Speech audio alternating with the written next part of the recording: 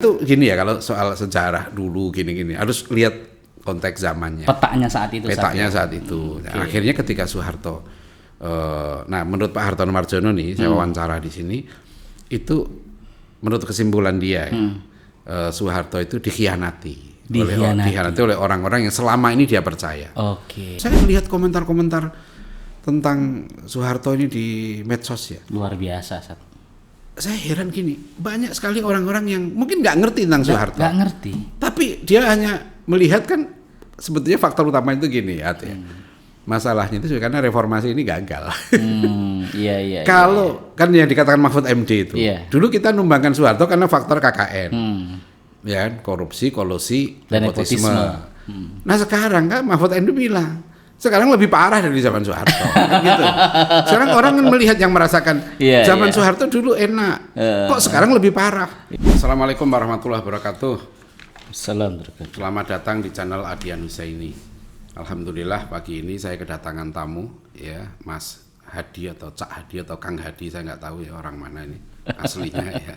Tapi Kang Hadi ini dikenal sekarang sebagai sejarawan dan juga sekaligus pustakawan, ya, dokumentator lah gitu ya. Ini mirip-mirip kayak Fadlizon. Amin. Jadi dia menghimpun puluhan ribu dokumen-dokumen sejarah, ya, buku, majalah, koran dan sebagainya. Dan ya mungkin orang sudah masyhur lah tentang Hadi siapa nama kamu? Nur Ramadan. Hadi Nur Ramadan. Nah, Hadi Nur Ramadan itu alumni Sekolah Tinggi Ilmu Dakwah Muhammad Atsir.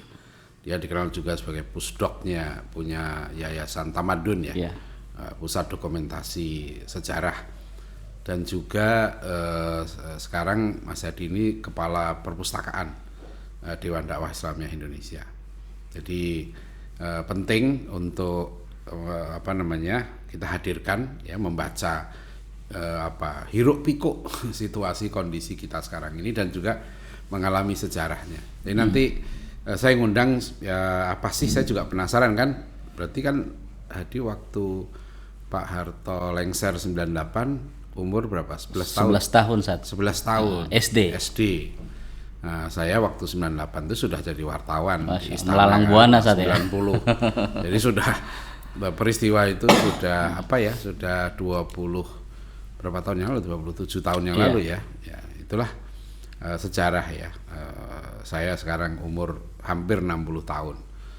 Jadi membaca sejarah yang panjang dan melihat sekarang ini ada hal-hal mungkin yang Hadi yang lebih muda dari saya, ada hal-hal yang gimana sih, saya pengen tahu juga sih.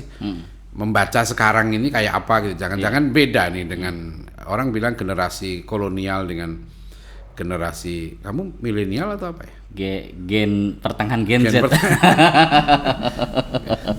Saya nggak tahu gen apa ya pokoknya. Ya silakan Mas Hadi, apa nih yang menurut antum menarik ya situasi sekarang ini apa sih? Ya Ustaz, Assalamualaikum warahmatullahi wabarakatuh. Waalaikumsalam. Makasih ya Ustaz Dr. Adian Husaini. Beliau adalah guru anak-anak muda, dan saya membaca buku Pak Adian itu dari sejak saya kelas 2 SMP Ustaz. SMP di mana tuh? Saya di Islamic Center Muhammadiyah. Itu pimpinannya sekarang umurnya 98 tahun. Kiai Haji Thohir Azhari. Jadi Kiai Thohir Azhari ini Islamic Center Muhammadiyah yang di mana? Di Istana Cipanas Puncak, Sat. Oh, di Puncak Cipanas. Di Puncak. Nah, itu dekat dari rumah tahanan Buya Hamka. Jadi kalau Ustaz baca tafsir Al-Azhar ya. Itu Buya Hamka kan menulis tafsir itu di Bungalow Cipanas, Cimacan. Ya. Nah, itu yang mengirimkan kertas-kertas kosong untuk Buya Hamka tulis tafsir Al-Azhar itu guru kami saat pimpinan pesantren Islamic Center Muhammadiyah. Masih hidup sekarang? Masih hidup. Enggak pakai kacamata, kuping masih mendengar dan masih khutbah Jumat, Ustaz. Umur 98 tahun. 98 tahun. Nah, ini hampir seperti Mahathir Muhammad ya, 100 tahun. 100 tahun Ustaz ya. Iya. Gimana ceritanya? Jadi Ana menyebut Ustadz Adian Husaini ya, ke anak-anak muda hari ini menyebut Ustadz Adian Husaini ini sebagai jembatan antar generasi. Ana menyebut jembatan antar generasi adalah ketika Ana dulu lulus mualimin di pesantren Persis, Ana ketika itu belajar mau di mana? Di Bogor ya. Sampai Ana ingat dulu kelas 1 mualimin, Ana menghadiri seminar tantangan dakwah pemikiran Islam itu di Sekolah Tinggi Ilmu Dakwah Muhammad Nasir.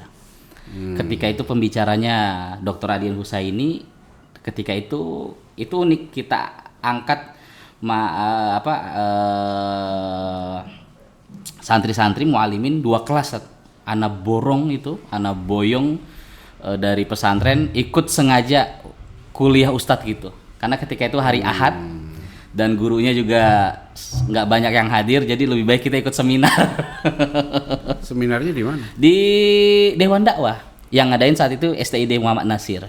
Di Jakarta? Di Jakarta. Oh, dari Bogor ke Jakarta? Ke Bogor, 2 Jakarta, 2 kelas, dan itu kita naik angkot saat itu, sewa angkot. Anak mualimin saat.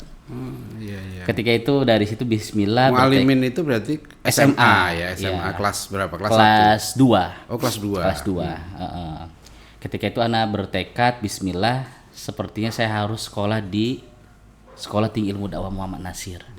Karena bagi saya Ustadz, belajar di STID Muhammad Nasir ini bukan hanya sekedar belajar dakwah, belajar syariah, tapi juga belajar tentang sanad perjuangan. Nah, salah satunya melalui buku-buku Ustadz. Hari ini kan sedang ramai-ramainya Pak Harto sebagai pahlawan, menjadi pahlawan nasional saat ya. Menjadi pahlawan nasional. Tapi Pak Harto diberi gelar oleh pemerintah ya menjadi pahlawan nasional.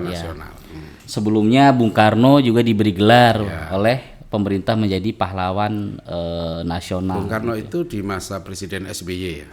Di zaman Jokowi. Enggak, sebelumnya SBY saat ya? SBY sebelumnya, bukan Jokowi. Ya. Nah, itu menarik gitu Sat. Ini terjadi kan pro kontra saat ya. Yang dalam arti umat Islam kita ini juga banyak yang kontra. Ya. Anak ketika itu 98 umur 11 tahun Sat. Dan sempat ikut kampanye P3 tuh, dan kita buat sablon sendiri gitu. Anak ketika baca buku Ustadz yang tentang 50 tahun perjalanan Ustadz itu, Ustadz di situ membuat satu pengalaman, kita mendukung P3 seperti kita berjihad gitu ya. Iya, itu pengalaman saya waktu SMA. Iya, SMA Ustadz cerita itu ya. Iya. Artinya P3 hari itu saat ya, bukan hari P3 itu yang sekarang gitu ya. Iya. Nah, anak ketika membaca buku Ustadz 3 Sanawiyah Ustadz, karena di masyarakat kita pada masa Ana saat itu adalah banyak yang melihat Pak Harto ini ya tidak dengan kacamata Islam gitu, tapi dengan kacamata sejarah kiri gitu Sat.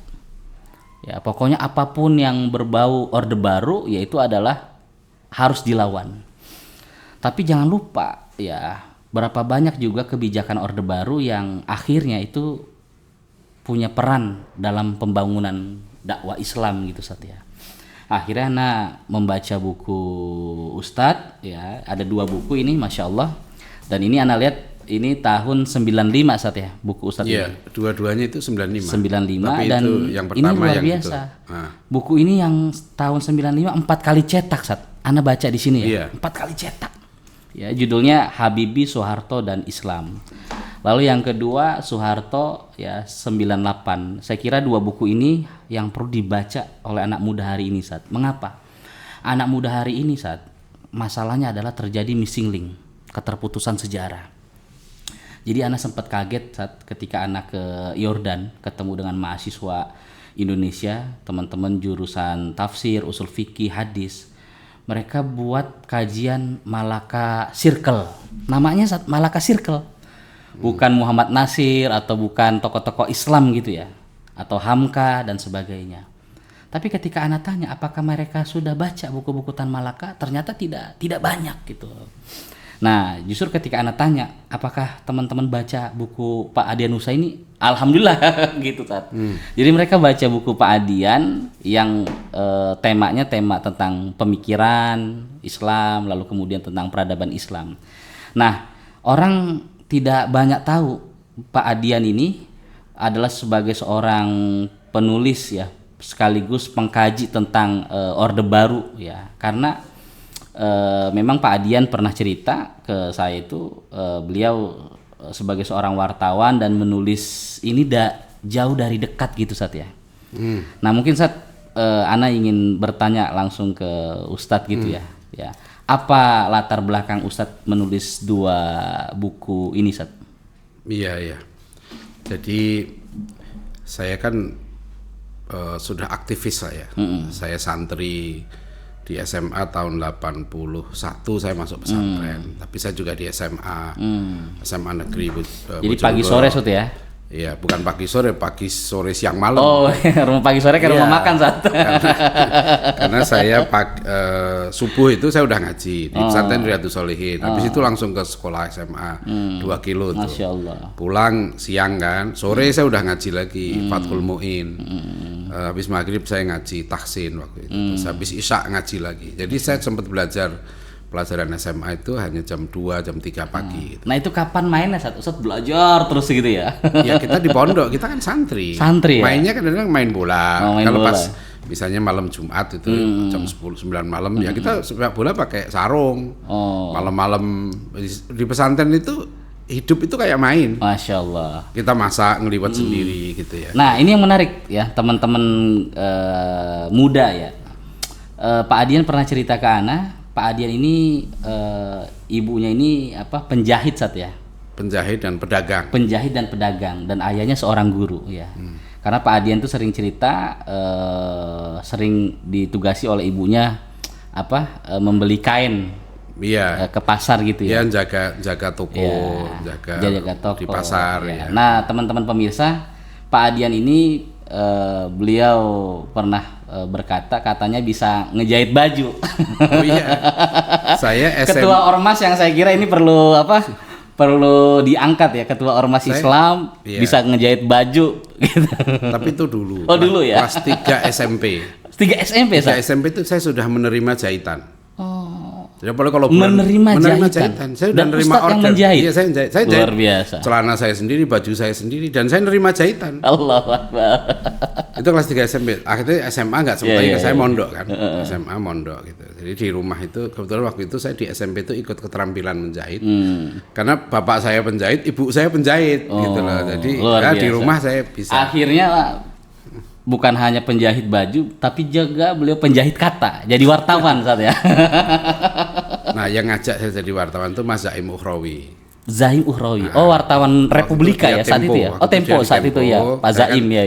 Saya aktivis Masjid Al-Ghifari di IPB. Mas Zaim kan dari IPB juga. Iya. Dia main ke Masjid Al-Ghifari terus ketemulah gitu lah. Terus dia bilang, siapa yang mau jadi wartawan nih? Ini ada koran baru. Waktu itu kan teman-teman Tempo nih, Mas Zaim CS pindah membuat koran baru ya, namanya koran Berita Buana. Oh, Berita Buana. Berita Buana. Itu koran lama yang kemudian dibeli oleh pengusaha Sutresno Bakhir waktu itu. Oh, pengusaha Muhammadiyah saat ya, masih muda waktu itu ya. Dia masih 30-an tahun saya kira. Nah, itu membuat koran ini mengambil alih koran Berita Buana. Nah, di situ saya pertama. Luar biasa. Jadi kalau andai kata Ustadz nggak melakukan mujahadah ya, terus mencari ilmu, mungkin sampai sekarang bisa jadi tukang jahit gitu Ustaz. Adian Husaini Taylor gitu ya. Iya. Tapi Masya Allah karena beliau terus melakukan challenge tantangan sehingga ya Allah berikan karunia beliau menjadi pembangun pesantren, pendidik umat. Jadi ceritanya buku itu ya kembali. Buku itu dibedah waktu itu memang cukup ramai, dibedah di UI, di Unhas Makassar, di Unsud Purwokerto. Ingat saya di UNER juga, di beberapa kampus lah. Dan waktu itu saya umur 28 tahun. 28. Ini ada foto di belakang tuh. Rambut saya masih gondrong. Masih muda. Saya baru nikah tuh, saya nikah 28 tahun. Jadi rambutnya masih panjang tuh kan, masih. Dan belum gemuk ini saat. Saya lulus IPB itu. Masih jadi mahasiswa soalnya. Lulus IPB itu 89. 89 ya. Itu anak baru lahir saat. Berat saya 49 kilo. 49 kilo ya. Saya lulus S1 tuh berat saya 49 kilo. Jadi masih langsing. Saya bisa push up menggenggam itu 30 kali. Lulus IPB. Jadi memang orang nggak tahu kalau saya dulu atlet ya. Wah. Dulu saya tuh bisa gantung deh kaki saya waktu SMP itu. Kaki saya itu di atas. Di atas. Gantungan itu. Kayak orang senam itu. Iya. Kayak kungfu gitu ya. Kungfu itu. Karena saya nimba waktu di kampung kan, saya di Surau ngambil air sumur timba tuh. Saya duduk di pinggir. Saya sekarang nggak berani lagi tuh. Dulu saya nimba air itu bisa ratusan timba. Jadi dulu kan kita di kampung tuh ya hidupnya di Surau, tradisi Surau. Saya ngaji di Surau. Langgar itu gitu ya. Kalau orang Sumatera Barat budaya Surau itu bagus sekali. Oke, jadi kembali ke tadi ya. Kalau waktu itu kan saya ditugaskan Republika menjadi wartawan di Istana gitu ceritanya. Wartawan Istana umur 28 tahun saat itu. Iya, itu 28 tahun. 28 tahun, benar. 95 betul, saya nikah 95 jadi 28 tahun. Saya kadang lupa. Buku ini terbit 95. Nah ceritanya itu saya sudah aktivis, saya di kampus kan saya sudah aktif aktivis LDK. Di SMA saya sudah aktif, di pesantren saya tadi ikut kampanye P3. Saya tidur di lapangan. Puluhan kilo saya naik sepeda untuk ikut kampanye P3. Luar biasa. Itu waktu SMA. Berarti kelas 2 SMA saya tahun 82 itu. Itu sudah ikut kampanye. Jadi itu di kampung saat ya? Di kampung di Bojonegoro di waktu itu saya naik sepeda kumbang tuh. Listriknya pakai dinamo, lampunya itu pakai dinamo itu. Jadi saya sudah menjadi aktivis sejak sangat muda, maksudnya saya sudah ngikutin pemikiran Hamka dari saya SMP. Saya nangis ketika Hamka itu meninggal, ketika saya kelas 1 SMA di pesantren, karena saya sebelum itu saya baca tulisan terakhir Buya Hamka dari hati ke hati. Dari hati ke hati yang di Panji Masyarakat. Dan itu langganan ayah Ustadz ya? Langganan, bapak saya itu guru SD, aktivis Muhammadiyah, tapi langganannya itu Panji Masyarakat, Al-Muslimun. Ayah Muhammadiyah, ibu NU saat ya? Ibu NU, tapi nggak organisasinya, kultural ya. Kulturnya ibu saya NU lah gitu. Jadi ketika saya tahun 95 itu saya jadi wartawan, nah saya tuh ngelihat kan, dan kita sudah aktif kan, 95 itu saya sudah malang melintang ya? Malang melintang di mahasiswa, saya sudah ketemu Pak Nasir berapa kali, aktif di masjid kampus, jadi saya merasakan betapa susahnya hidup di zaman Orde Baru waktu saya mahasiswa itu. Kita ikut memperjuangkan jilbab, pembebasan jilbab anak-anak sekolah, ya. Terus undang-undang Siktinas ya. Belum tahun 80-an nanti RUU Sisdiknas tahun 87. Tahun 87. Nah, itu keluar RUU Sisdiknas yang RUU 89. Dan saya sudah nulis makalah. Waktu di mahasiswa itu saya aktif sebagai anggota Badan Perwakilan Mahasiswa. Dan saya merasakan represifnya zaman itu ya. Saya masuk IPB 84. 84 ya. 84 tuh tahun apa ya? Berarti waktu itu saya datang ke Bogor. Malam saya sampai di kos, subuh saya sudah ke Masjid Al-Ghifari. Dan disitulah imamnya waktu itu Ustadz Didin Hafidudin tuh nangis. Waktu subuh itu kita kan nggak ngerti. Akhirnya dari situ Ustadz Didin Hafidudin cerita. Tadi malam terjadi peristiwa Priok. Tanjung Priok itu kan, pembantaian Tanjung Priok. Meledak saat dulu kan kita nggak ada media kan. Taunya kita ada Priok begini ya. Saya kemudian diajak sama senior saya untuk berkunjung ke tokoh Islam, terutama almarhum Pak Hardi Arifin. Almarhum Pak Hardi Arifin ya di Tajur. Jadi saya dari Bogor, Jawa itu malam-malam datang kita dijelaskan tentang apa yang terjadi. Dan itu pertama Ustadz ketemu sama Pak Hardi ya, berarti? Ya, saya diajak senior saya namanya Mas Fatkul Hidayat. Waktu itu dia ketua senat Fakultas Kedokteran Hewan IPB. Saya diajak sama dia untuk ketemu. Jadi kan dia tahu saya aktivis juga, seneng aktif, itu terus diajak. Nah itulah saya ketemu Pak Kiai Soleh Iskandar. Sejak mahasiswa saya merasakan. Jadi kalau orang bilang Soeharto sangat represif, saya merasakan itu. Ya, bagaimana susah kegiatan itu hari ini saat ya. Saya merasakan banget. Bahkan teman-teman saya itu ada yang bilang hilang lah ini, ada aktivis kampus. Kita dulu mau bikin pertemuan masjid kampus aja nggak bisa. Berarti Avanzat, zaman Ustadz itu lagi sedang rame-ramenya NKK itu ya, normalisasi kehidupan kampus. Itu 78. Oh 78 sebelumnya masih ya? Kan masih pengaruh. Saya masih kebijakan NKK PKK. Makanya IPB itu termasuk nggak mau ikut NKKBKK. IPB saat. Iya. Saya salah satu ketua di Badan Kerohanian Islam IPB. Oke. Nah, waktu itu kami di BKI IPB itu nggak mau ngikutin statuta yang baru NKKBKK. Jadi kami tetap mengatakan di bawah keluarga mahasiswa IPB. Jadi dulu ada Dewan Mahasiswa kan dibubarin. Iya. Nah, itu masih kami begitu. Makanya kami sama Rektor PR3, kami nggak dikasih dana. Nggak dikasih dana. Iya, Badan PB itu nggak dikasih dana. Kami mandiri bener. Nggak mau ngantor di kantor rektorat, ngantornya di Masjid Al-Ghifari IPB. Jadi sejak mahasiswa sudah biasa tuh, saya dibentak-bentak wakil rektor. Ngapain kamu BKI ke sini? Nah ini luar biasa teman-teman, di saat gerakan dakwah kampus saat ya khususnya ya melempem gitu ya. Nah, bukan melempem. Apa maksudnya? Jadi karena kita ditekan, gitu, waktu itu ya karena kita ditekan, ya kan? Justru kita itu bangkit gitu. Nah sekarang terbalik saat ya udah tekan melempem dulu gitu. Kita nggak sempat. Saya bikin materi ya, panduan pembinaan untuk mahasiswa. Wakil rektor 3 itu minta kan program kaderisasi, kita nggak kasih. Waktu itu diawasi betul. Benar. Jadi kalau yang merasakan seumur saya 60-an merasakan betul. Nah tiba-tiba ada angin segar waktu itu, perubahan tahun 87-88 itulah mulai. Pak Harto. Ya, ada yang kami ikuti waktu itu adalah rancangan undang-undang Sisdiknas. Sisdiknas. Undang-undang nomor 2 tahun 89. Terus undang-undang peradilan agama. Undang-undang nomor 7 tahun 89. Nah itu tuh mulai angin segar. Tiba-tiba Pak Harto mendorong itu setuju. Dan itu di luar ekspektasi sebenarnya. Di luar kenapa gitu kan? Nah, saya ngikutin itu.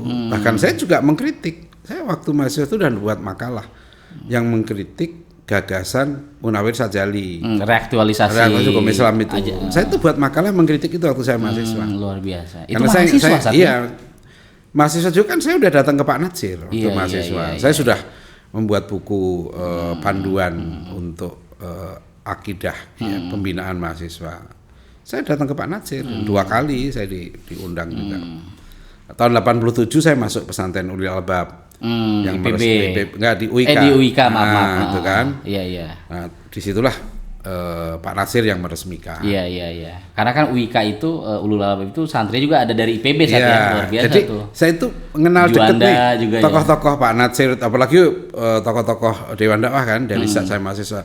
Ki Haji Soleh Iskandar, ya kemudian Pak Hadi Arifin tadi, Kiai Nur. Ini waktu malah saya belum pernah ketemu. Yang di Bogor ya itu Bagusan Basi, Kiai Didin Habiduddin, Profesor A.M. Saifuddin. Nah, jadi saya itu ngikutin dan terus bersama sampai sekarang kan dengan mereka gitu. Itu yang luar biasa menurut saya ya. Kenapa nanti saya tulis buku ini Pak Nasir ini kan. Jadi kan hasil rekaman perjalanan saya, bukan hanya baca buku Pak Nasir tapi pengalaman berinteraksi Pak Nasir dan terutama dengan kader-kadernya kan, dengan sahabat-sahabatnya, dengan Pak Hartono Marjono, Pak Anwar Haryono, dengan Ahmad Sumargono dan sebagainya gitu ya, Kiai Khalil Ridwan dan nggak terhitung lah yang begitu banyak kader-kader Pak Nasir. Belakangan Pak Wahid Alwi, Pak Nur dan lain-lain. Oke. Nah saat ini kita tahan dulu saat. Ini pasti pengalaman Ustadz yang luar biasa, panjang gitu ya, akan nanti kita kulik secara khusus gitu ya. Nah kaitan dengan buku ini Sat, tadi yang Ustadz sampaikan di luar dugaan Pak Harto kemudian ibarat kalau mobil angkot tuh banting setir gitu Sat ya. Ini apa Sat ketika itu gejalanya? Nah karena saya tahun 89 asalnya saya kan guru. Saya kuliah kedokteran hewan, tapi memang dari awal cita-cita saya jadi guru. Saya lulus IPB kan jadi guru biologi saya. Oh, yang di At-Taqwa Cibinong tuh ya? Darut Taqwa Cibinong. Iya, yang pinggir Pemda tuh ya? Pinggir Pemda tuh. Terus saya pernah juga ngajar biologi di Ciawi. Karena cita-cita saya memang saya guru jadi guru. Lah ya. Nah jadi guru itu memang, saya kan udah didoktrin oleh senior-senior saya. Kamu jangan terjebak menjadi skrup kapitalis.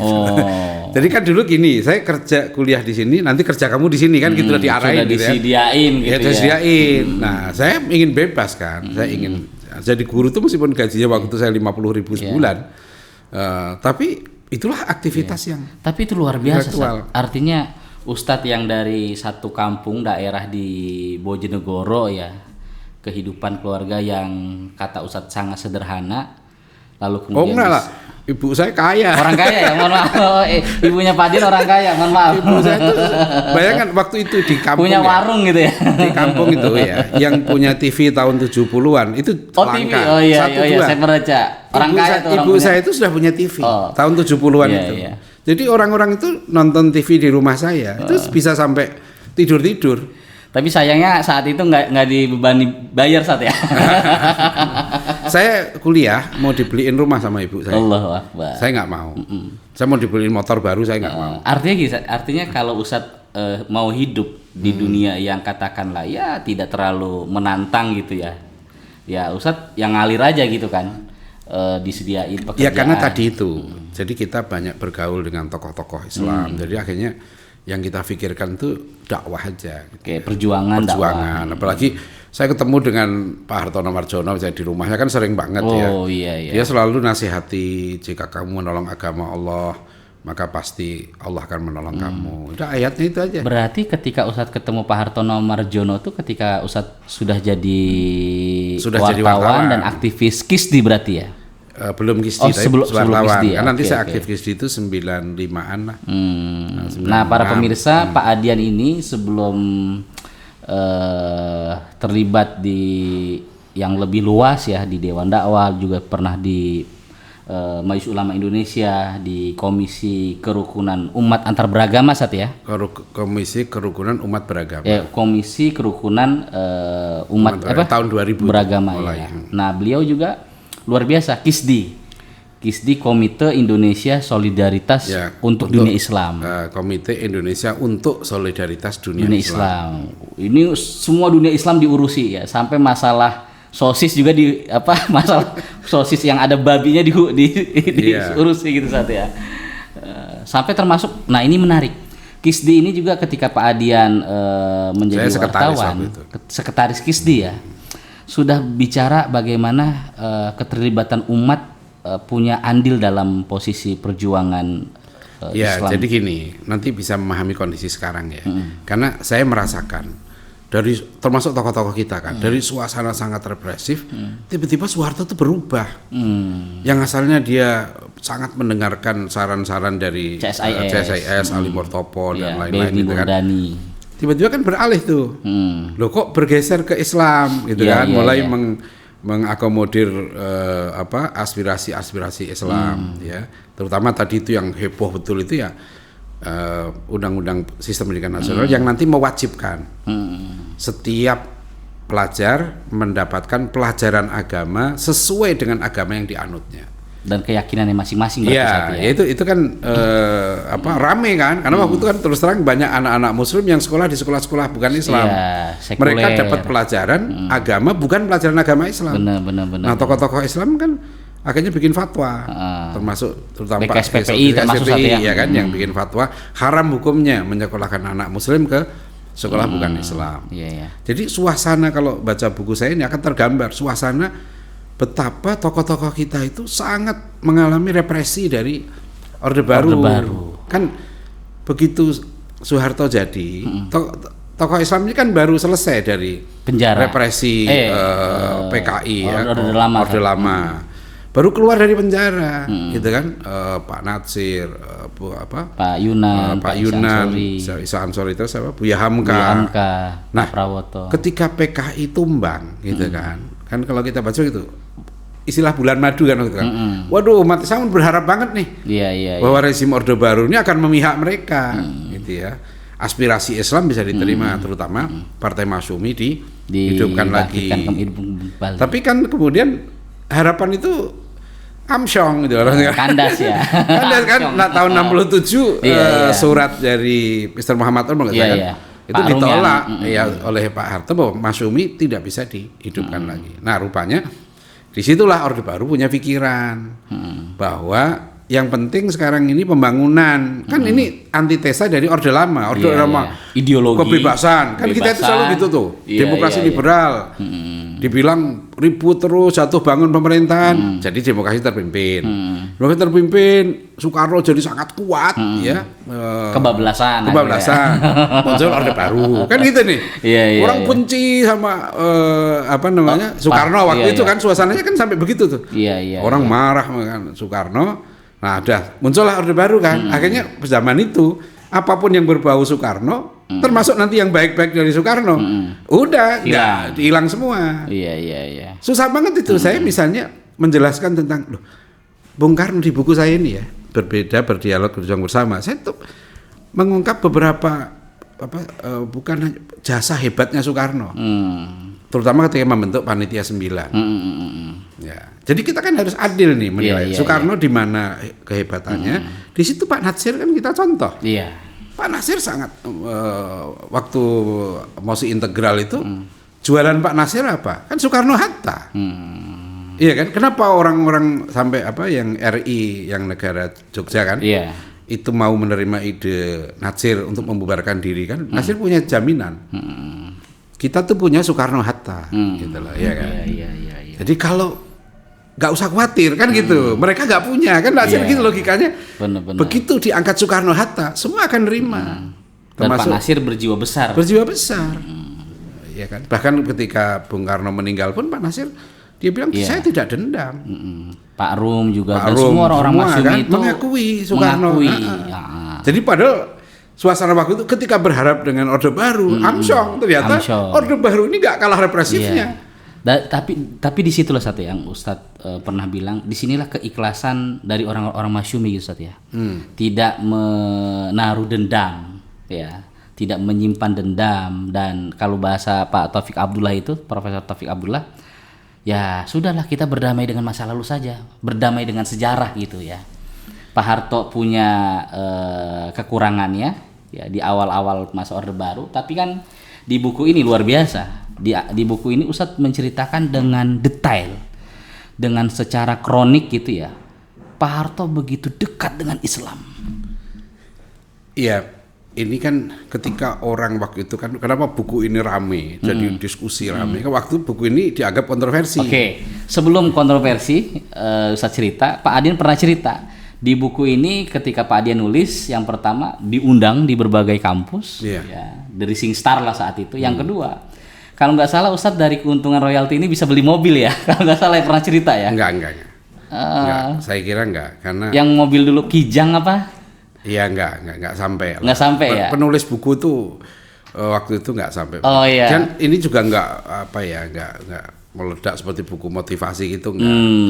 Tapi untuk buku pemikiran politik gitu saat itu emang ini termasuk kan jarang buku politik itu dicetak ulang. Apalagi ini buku penerbit Islam gitu penerbit Islam. Gitu nah, apa analisa Ustadz ketika Pak Harto kok bisa banting setir dan ini kan posisinya beliau sedang kuat gitu, masih kuat gitu Ustadz?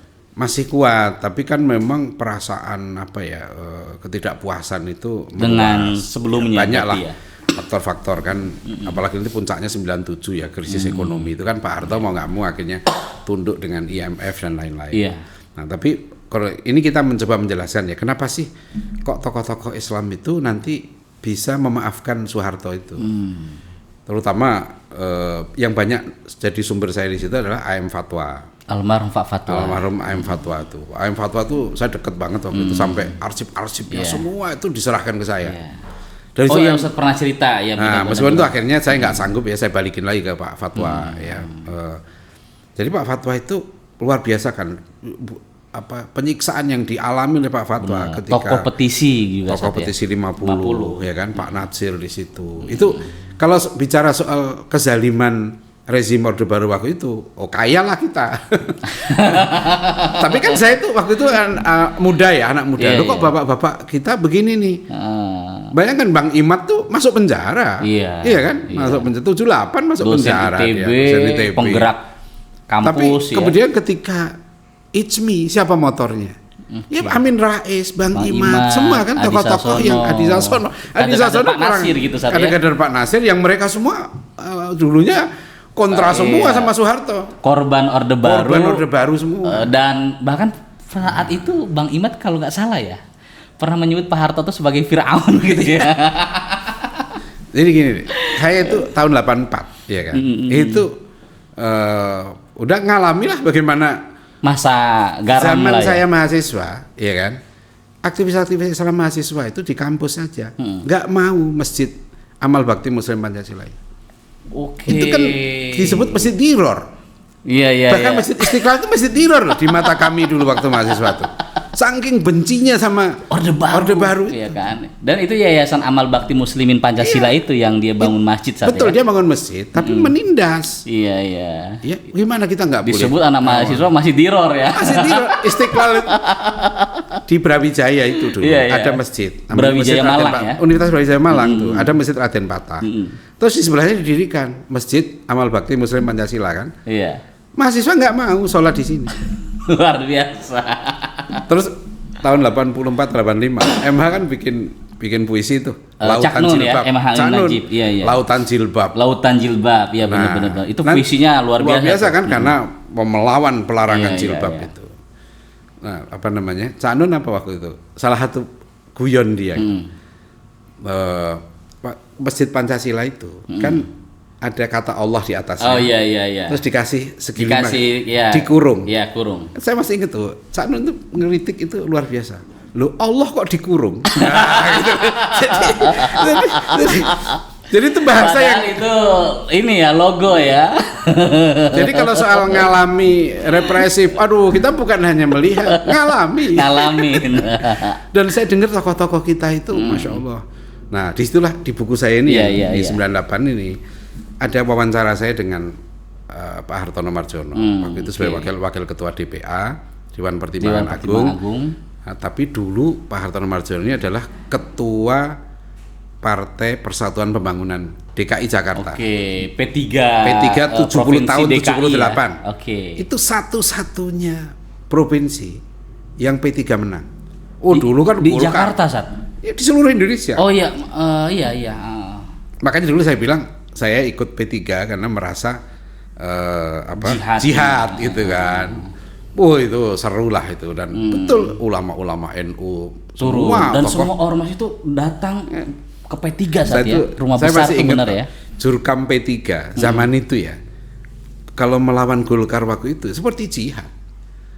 Juru kampanye. Oh iya, juru kampanye 3 itu saya ingat namanya Ki Haji Imron Hamzah. Oh, itu luar biasa. Jawa itu Timur, orator tuh orator, ya, terkenal ya.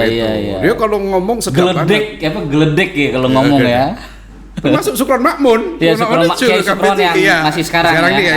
Kayak apa bapaknya Gus Faiz. Pokoknya kenangan indah lah kita dulu kalau ikut P3. Itu kalau kayak Sukron Makmun itu meledak gitu saat ayat yang mereka pakai apa? Wala taqraba hadhihi syajarata fatakuna minadh-dhalimin.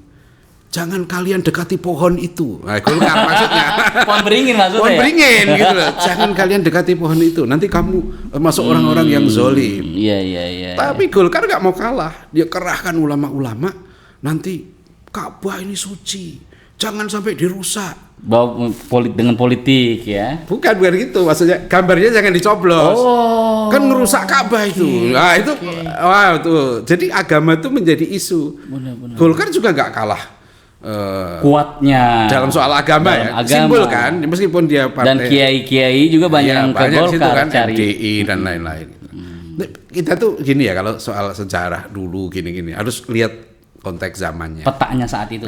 Saat itu. Nah, akhirnya ketika Soeharto, nah menurut Pak Hartono Mardjono nih, saya wawancara di sini, itu menurut kesimpulan dia, Soeharto itu dikhianati oleh orang-orang yang selama ini dia percaya. Dalam hal ini waktu itu Benny Murdani dan Ali Murtopo. Ya. Dan sekitar kita orang-orang CSKS gitu ya. Itu kan dulu begitu nih konstelasinya lah gitu ya. Akhirnya Soeharto bergeser nih sampai nanti dia mendukung Ijmi. Habibie kan yang nanti jadi ketua umum Ijmi di Malang tuh muktamar Ijmi pertama. Habis itu kan tokoh-tokoh ini.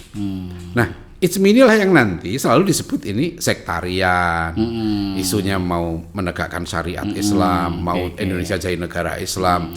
selalu dikontraskan dengan nasionalis. Islamisasi Soeharto. Islam Soeharto. Nanti puncaknya 93 itu. 93. Kabinetnya kok banyak tokoh Islam. Tokoh Islam. Maka dibilang kabinet ijo royo-royo. Kabinet ijo royo-royo. Nah, waktu itu Kompas pojoknya itu kepleset menulis ijo royo-royo diplesetkan jadi ijo loyo-loyo. Allah. Marah waktu itu tokoh Islam, umat marah dengan Kompas. Makanya ijo loyo-loyo itu. Nah, tapi kan ini sudah memang suasana ketakutan. Iya, berarti artinya media saat itu juga ada keberpihakan ya. Ya semua media berpihak. Iya, artinya kan mereka ada media nggak berpihak. Kan ada istilah media itu tidak boleh berpihak, ya kan. Tapi di sisi lain artinya di sini menandakan bukan. Media itu pers itu, ya kan. Waktu itu kan harus netral dalam arti dia bukan corong. Iya, bukan corong. Tapi kalau saya orang jurnalistik ya nggak ada media yang netral. Tidak punya worldview gitu ya. Mesti dia punya misi dan punya. Dan media itu terbatas kan. Dan itu Kompas menyebut ijo loyo-loyo itu. Ketika banyak kabinet itu ada Yahya Muhaimin, ada Yusril kan yang banyak ngisi itu kan. Iya. Adi Sasono. Adi Sasono yang salah satu yang paling ditakuti itu Adi Sasono karena dia akan kan dia Menteri Koperasi. Menggunakan senjata ekonomi kerakyatan gitu. Dan Adi Sasono ini kan beliau kan keponakannya Pak Rum ya. Dan zaman Orde Baru disebut sebagai aktivis semangka gitu kan istilahnya tuh. Luarnya hijau, dalamnya merah karena dia banyak membantu orang-orang tapol-tapol PKI dalam hal ini dia kan. Bisa dikatakan aktivitas Mas Adi Sasono nih kan, dia jebolan ITB kan. Dia ITB aja nggak lulus. ITB nggak lulus. Kan dia nggak lulus, makanya kan teman-teman saya punya beberapa teman ITB yang nggak lulus, tapi sukses.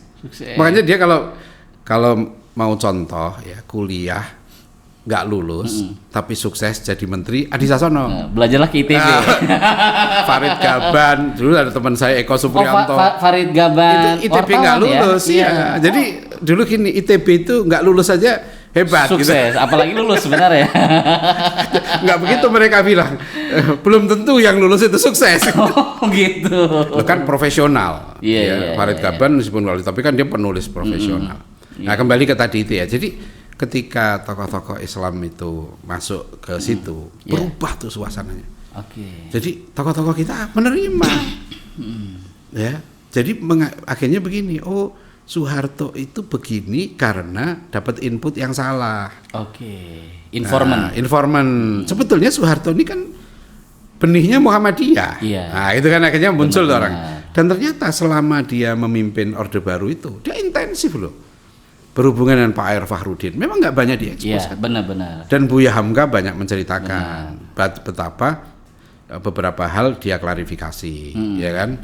Misalnya soal P4, Buya Hamka datang langsung ke Pak Harto. Akhirnya Pak Harto menegaskan Pancasila bukan agama, itu kan.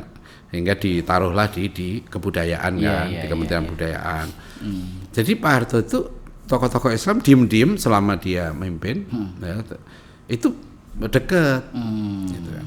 Nah tapi nanti memang di buku saya ini ada foto Pak Harto sholat Jumat tahun yang di 95 Istiqlal bukan di Masjid Istana nih. Istana Negara. Nah nih dengan Habibie ini. Ini foto legend foto legend nih. Sholat Jumat. Nah inilah memanjatkan doa seusai menunaikan sholat Jumat bersama itu kan umat Islam. Baru di tempat umum. Iya. Sebelumnya Soeharto sholat Jumatnya di istana terbatas, tapi ini umum kan. Nanti Soeharto itu tahun 91 baru haji, bayangkan. Tahun 91. Wah itu haji Soeharto heboh juga. Wah itu saya bersama keluarganya yang Butin itu ada. Saya ingat ya lupa. Tapi saya dengar cerita dari Pak Maftuh Basyuni almarhum ya. Waktu itu beliau sebagai guide-nya. Yang kelak Pak Maftuh ini jadi Menteri Agama ya. Itu cerita ke saya memang serius dia bimbing itu dan lain-lain. Jadi begitu suasananya. Jadi kalau ada suasana di mana tokoh Islam bukan kemudian mengatakan yang dilakukan Soeharto dulu itu benar, tetap dikritisi. Tapi kan peristiwa itu ada. Kenapa Soeharto begitu? Karena dia punya konsep. Konsepnya stabilitas. Untuk stabilitas maka harus depolitisasi. Pembangunan maka itu ya. Partai yang tahun 71 kan masih 10 partai. Nah, di kebijakanlah fusi.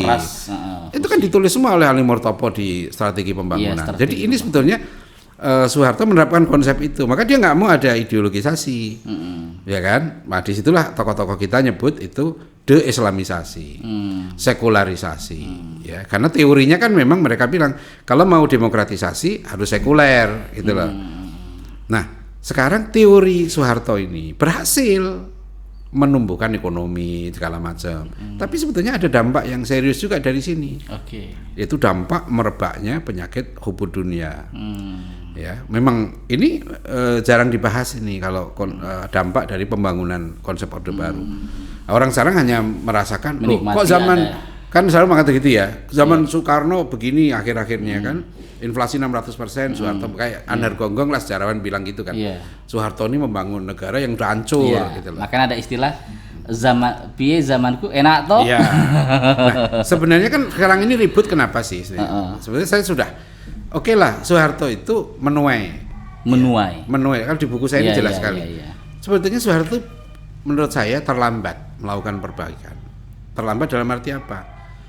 Misalnya untuk distribusi ekonomi, dia kan teorinya tumbuhkan dulu nih, konglomerat udah gede semua, kan kemudian diminta untuk trickle down effect, dibagi, jadi kuenya gedein dulu, baru bagi. Ternyata ini nggak bisa.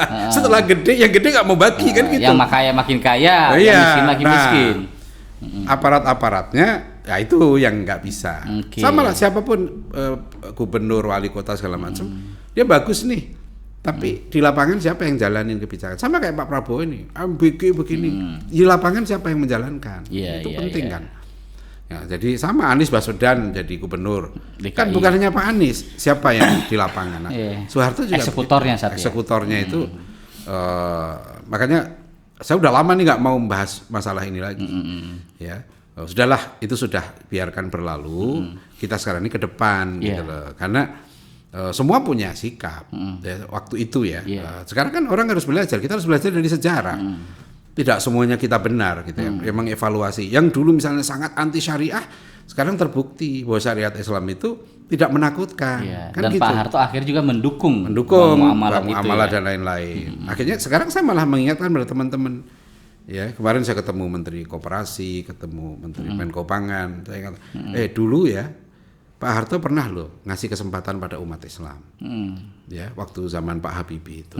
Sekarang kita evaluasi, ya apa yang menyebabkan kemudian keinginan-keinginan besar kesejahteraan itu nggak tercapai? Apakah karena konsepnya yang keliru atau karena orangnya tidak amanah atau tidak kapabel, gitu ya?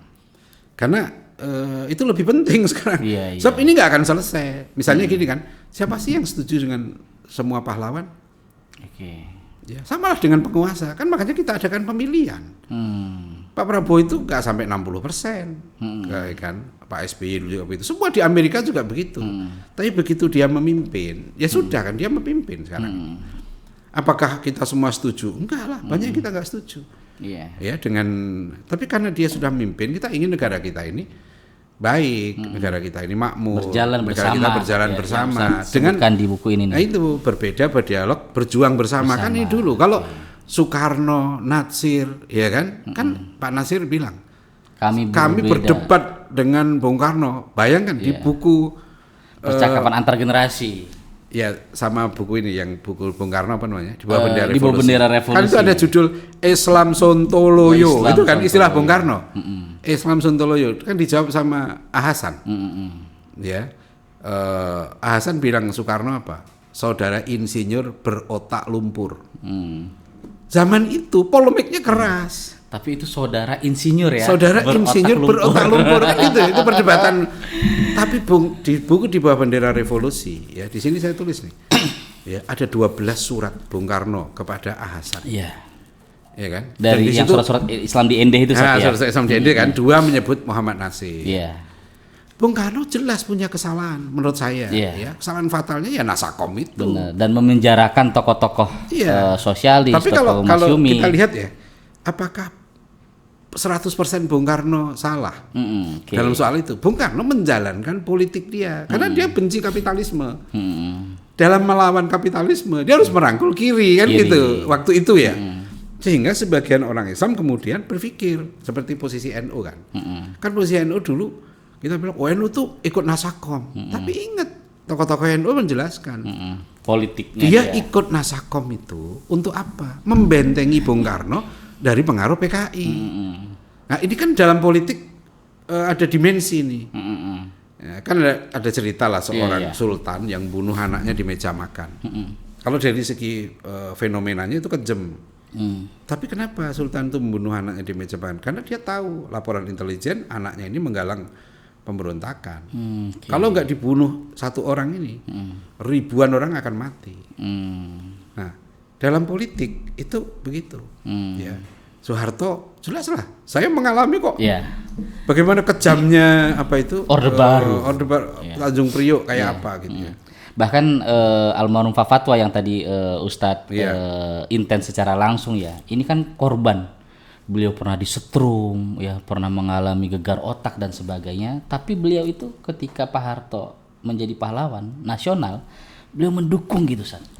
Artinya, bukan ketika sebelum itu kan? Iya sebelum itu. Perdebatan itu. Ada saya lihat di TV itu. Artinya itu kan kalau kita lihat kebesaran jiwa para pemimpin Islam gitu. Saya kira gini ya. Soal kebesaran jiwa atau enggak itu gini. Memang ini ada perspektif yang berbeda dan itu menurut saya harus dihormati. Jadi bagi yang misalnya tidak setuju Soeharto pahlawan, ya memang kita maklumi dia realita juga. Nggak bisa dipaksa bahwa kamu harus ini enggak lah. Ya memang nggak 100%. Sama sekarang Tan Malaka jadi pahlawan nasional ya tahun 63 kan ditetapkan oleh Bung Karno. Terus apa kita mengidolakan Tan Malaka? Kan enggak juga. Karena bagi banyak orang Tan Malaka pahlawan kan diterima. Bagi banyak orang Bung Karno pahlawan, Bung Hatta pahlawan, ya Muhammad Natsir pahlawan. Saya berdiskusi sebelum panjang kan upaya untuk menjadikan Pak Natsir sebagai dapat anugerah pahlawan nasional. Dari kalau pihak tentara berat sekali. Saya ketemu ada jenderal waktu karena PRRI-nya itu. Nah ini kan kemudian sejarah ini berdialog. Pak Natsir bisa menjelaskan mengapa dia ikut PRRI. Jadi ini salah satu contoh ya bahwa perbedaan pendapat itu nggak bisa kok dipaksakan, ya kan? Nggak bisa. Wah Soeharto ini nggak pahlawan juga nggak bisa. Pahlawan. Kalau saya diakui jujur, yang layak jadi pahlawan bagi saya pribadi sekarang ini dalam pandangan Islam, ya Nabi Muhammad, siapa itu? Para sahabat, tabiin, Ki Hasyim Asy'ari, Ki Ahmad Dahlan, para ulama, itu nggak ada khilafiyah bagi saya, ya kan? Amwalihim wa anfusihim, dengan harta, dengan jiwa. Tapi kalau yang lain-lain, siapa yang kita semua sepakat? Ya, yang saya 100% gitu ya menyetujui kan apa yang misalnya Ki Hasyim Asy'ari lah ya mana orang berdebat bahwa beliau bukan pahlawan nggak bisa kan?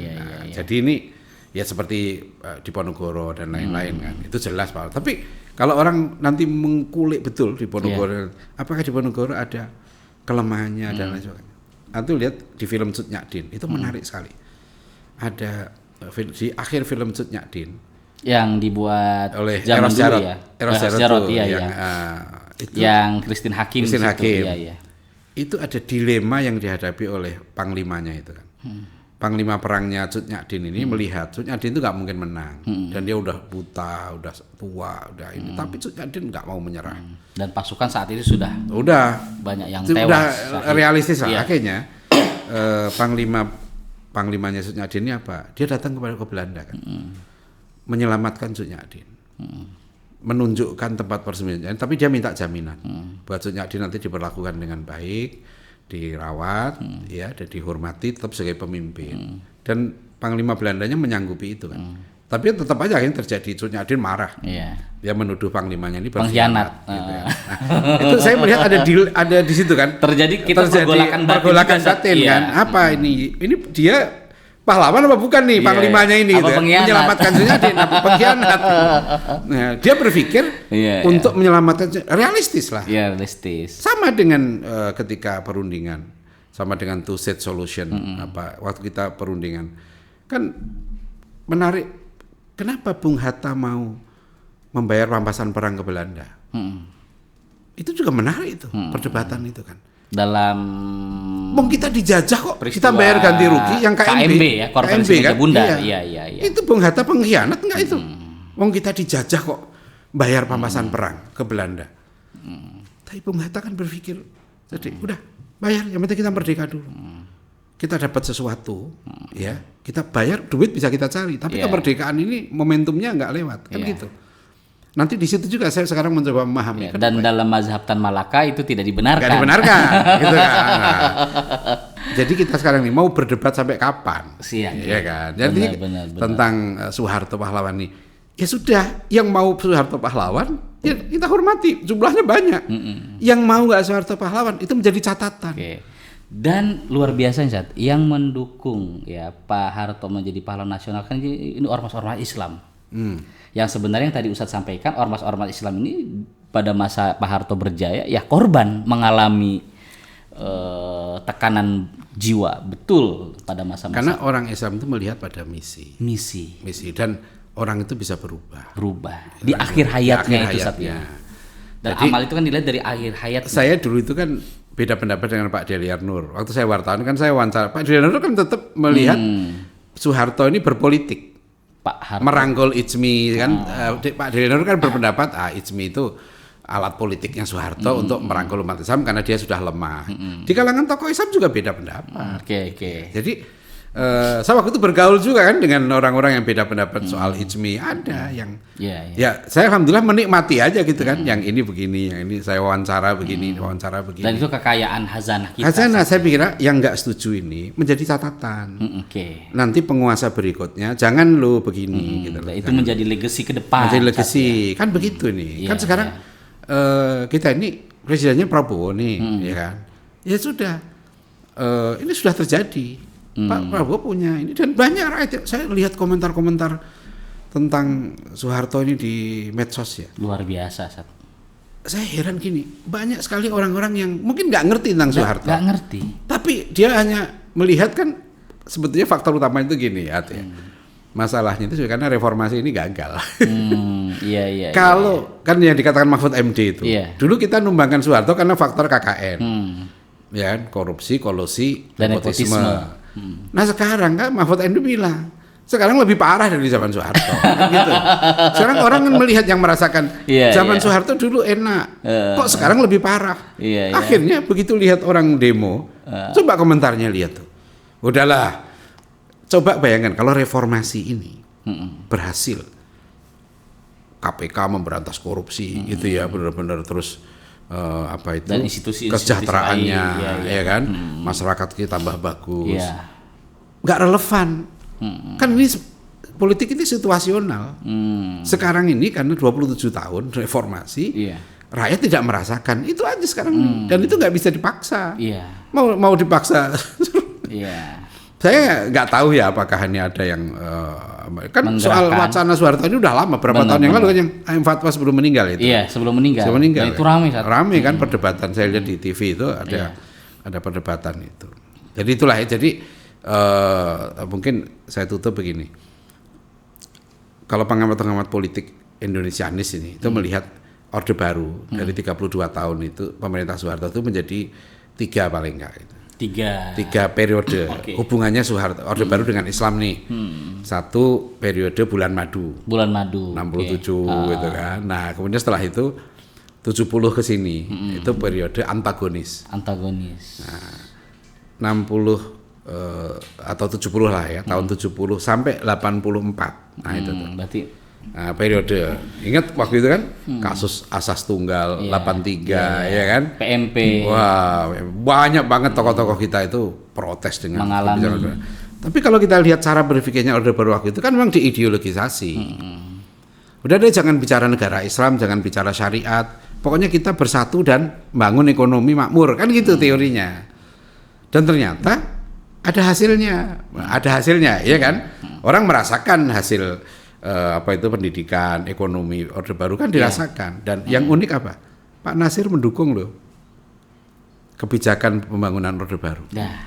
Nah ini menarik, Sat. Iya kan? Tokoh kita coba. Jadi ketika Pak Nasir baru keluar dari penjara, itu mahasiswa kayak Amin Rais, Yahya Muhaimin, Pak Watik yang kuliah di UGM, itu berjibun ya datang ke auditorium mendengar ceramah Pak Nasir. Mereka pengen, wah kayaknya Pak Nasir pengen menghantam Orde Baru gini. Iya. Terus kata Amin Rais, saya bingung itu selama Pak Nasir berpidato sampai akhir, Pak Nasir nggak pernah mengecam kebijakan Pak Harto. Yang selalu Pak Nasir bicara tuh tentang pembangunan, tentang program. Itu kata profesor gurunya Amin Rais di UGM. Dia cerita barusan orang yang ceramah tadi, maksudnya Pak Nasir, itu orang yang berjiwa besar. Oh iya. Nah itulah unik kan. Artinya itu yang saya maksud dengan negarawan. Dia melihat Pak Nasir sebagai pribadi, sebagai kelompok. Masyumi nggak boleh hidup lagi, kecewa. Tokoh-tokoh Masyumi nggak boleh dicalonkan, ya kan? Itu kecewa. Tapi dia objektif melihat dalam pembangunan Orde Baru ini ada baiknya. Makanya beliau lobby ke Jepang supaya membantu Indonesia. Itu saya kira sikap ini yang harus sekarang ini ya. Kenapa? Nanti insya Allah filmnya kan Nasir yang dirindukan. Nasir yang dirindukan. Ya. Ini mau berdebat kayak apapun tentang perbedaan nggak ada habisnya. Tapi, nah di sini ini tergantung juga Pak Prabowo nih Presiden mampu nggak beliau membangun wacana ke depan dan realistis melahirkan kesuksesan ya dalam pembangunan ini. Saya sebagai orang Muslim itu melihat memang ini berat banget misi besar mempersatukan Indonesia yang begitu besar ya kan. Sebagai negara kita ini kan kalau nggak hati-hati ancaman disintegrasi internal itu berat sekali. Mulai dari disintegrasi orientasi, disintegrasi sosial dan disintegrasi hati. Kita nggak merasa lagi sebagai satu bangsa. Padahal nation state itu kohesivitasnya dibangun oleh perasaan sebangsa, senasib. Waktu kita mau merdeka bisa senasib. Sekarang ke depan ini kita mau apa? Ya kan? Nah ini yang perlu kita rumuskan. Dan itu belajar dari buku ini, Sat ya. Berbeda, belajar dari sejarah tokoh-tokoh kita. Berjuang bersama. Ini kan ada di sini ya contoh-contoh bagaimana tokoh kita itu berdebat keras. Panitia 9, cara Bung Karno merakit perbedaan mewujudkan kemerdekaan. Kemudian dialog sehat Bung Karno dengan guru Muhammad Nasir Hasan. Keteladanan Muhammad Nasir menggalang persatuan dan menyelamatkan NKRI. Kemampuan Nasir menggalang.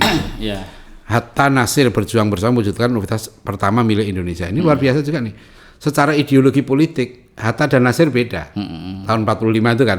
Tapi bagaimana Hatta diangkat menjadi ketua panitia pembentukan Sekolah Tinggi Islam Indonesia. Nah, itu kan kita jangan memahami tokoh itu satu titik, ya. Ternyata Hatta dihormati. Padahal dia kan yang nantinya mencoret 7 kata. Ini ada Safwudin Negara, tokoh pemberani penyelamat proklamasi, ya kan. Dan juga saya tulis, jangan lupa kita pernah bersatu. Umat Islam pernah bersatu loh. Lama itu dari 37 sampai 54 kan? Yang NU Islam ala Indonesia itu dari Masyumi 54 atau 52? Masyumi NU ya tahun 52. 52 kan? Nah jadi bayangkan 37 sampai 52. Dan keluarnya NU dari Masyumi bukan karena masalah kunut. Iya kan? Masalah politik. Masalah hati antara kelompok tua dengan. Pokoknya masalah politik lah. Isu-isunya begini-begini gitu. Macam-macam. Tapi bukan karena perbedaan yang satu kunut. Dalam urusan mazhab. Nggak ada. Itu bukan kan, urusan agama. Itu kan coba ya dulu tokoh kita bisa loh merakit, bukan hanya hatinya dirakit. Nah belajar dari sejarah itu. Jadi itu. Sebenarnya buku ini bagian dari sejarah. Saya memang memahami ini loh, menjelaskan dulu situasinya kayak begini. Dan ternyata kekhawatiran orang kemudian tentang Pak Habibie. Kalau kita baca ini, waduh habis Habibie itu. Betul itu. Tapi coba sekarang orang bicara Habibie. Ya kan? Ternyata Pak Habibie enggak seserem yang dulu dibayangkan zaman itu loh. Ini kan tulis Habibie karena saya itu nggak kenal Habibie. Sampai Habibie meninggal saya nggak pernah ketemu, nggak pernah ngobrol, nggak pernah. Jadi saya nulis buku ini bukan bela Habibie karena saya di Republika. Dapat proyek saat enggak. Dan ini ketulusan dan dorongan dari dalam. Karena jangan begitulah. Jangan benci Habibie karena Islamnya, gitu kan. Akhirnya kan Habibie punya proyek besar, gitu kan. punya pesawat N250 itu kan. Nah, kita akhirnya kenapa menurut saya kenapa nggak sukses? Karena kita nggak bersatu. Jadi begitu ini, waduh, dijegal di ini. Nah kita kalau begitu habislah negara kita ini. Iya. Itulah kata Pak Anwar Haryono, lawan pendapat adalah kawan berpikir. Ya, semua. Jadi saya kira sekarang ini kan saatnya, ya. Meskipun ya apa yang perbedaan yang ada nggak bisa. Iya. Saya kira gitu ya. Jadi apa di judul ngobrolan kita ini? Ini kita ngobrol ngopi-ngopi orde baru baru. Tapi yang jelas dari buku ini ya dan apa yang disampaikan oleh Ustadz, yang pertama buku Ustadz ya yang khususnya ditulis tema-tema tentang politik dan sejarah ya. Ini menjadi jembatan sejarah untuk generasi hari ini, Sat. Artinya apa yang mereka pahami dengan narasi yang mereka terputus, apalagi mereka tidak mengalami gitu. Oh, ternyata tuh seperti ini. Itu yang pertama. Terus yang kedua, Pak Rum pernah mengatakan pahlawan itu bukan tempat di mana dia dimakamkan. Pahlawan itu ya dilihat dari jasa-jasanya. Nah, Ustadz Adian melihat ya jasanya Pak Harto itu ya ada jasanya, dan itu yang perlu kita kalau bagi angkat. Saya sebagai Muslim ya, tentu jasa terbesar Pak Harto itu ya perjuangan kemerdekaan, ya kan. Dia melawan Belanda mau tidak mau itu real ya. Yang kedua membubarkan PKI. Ya, jadi nanti ada yang mengatakan membubarkan PKI eksesnya. Ini yang diangkat nih. Ya, saya juga mengajak cobalah kita fair juga lah. Jangan lihat eksesnya, tapi ada sebabnya. Dan banyak yang mengatakan Pak Harto ini terlibat karena tadi saat selama ini orang anak muda kita lebih percaya dengan teorinya dari orang-orang bule gitu ya, dari para Indonesianis daripada pelaku-pelaku sejarah ini gitu, Sat.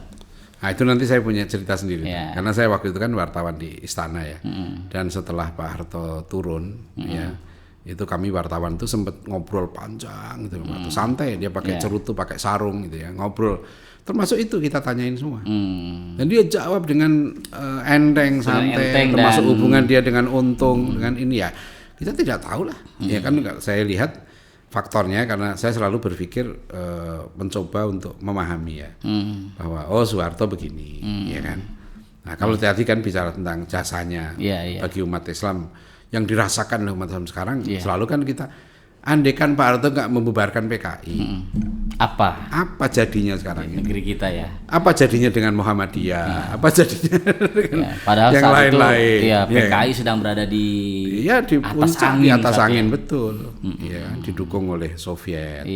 Jadi ini kan setiap peristiwa politik itu harus dilihat secara kontekstual. Termasuk juga saya ingin kita juga berani ya melakukan introspeksi terhadap diri kita. Bahwa tokoh-tokoh kita pun itu ada kekurangan. Tapi kekurangannya kan tidak mendegradasi kemuliaannya. Gitu ya. Di sini kita lihat dengan kacamata adil, adab dan hikmah, Sat ya. Pak Natsir saja. Perbedaan pendapat dengan sesama tokoh Masyumi luar biasa. Termasuk soal PRRI segala macam. Tapi akhirnya kita bisa begitu ya argumentasi Pak Natsir dalam politik. Kemarin lah misalnya waktu tahun 2019 saya kan mendukung Prabowo 2019 ya. Saya ketemu Pak Hasyim Muzadi. Saya datang ke rumah beliau dan waktu itu beliau mendukung Jokowi kan.